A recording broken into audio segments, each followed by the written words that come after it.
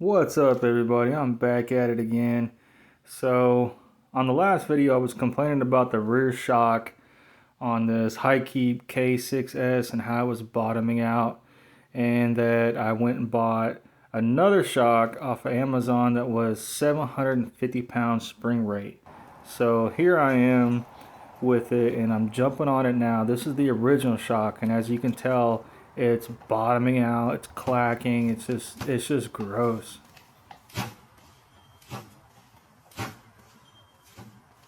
And while I have you here, I'm showing you how these front shocks actually work. Now these are stock shocks and I like them and I'm going to keep them.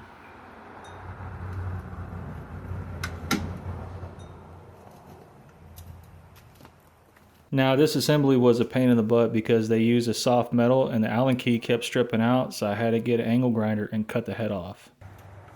Now here we are with the new shock, and I gotta say it's a huge improvement and it feels great on the road.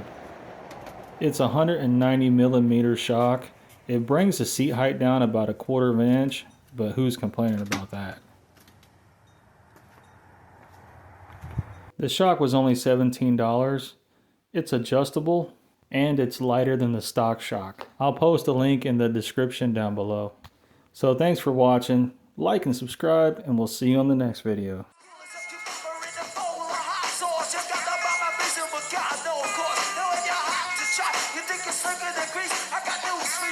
Should be sucking like a leech. So what you want?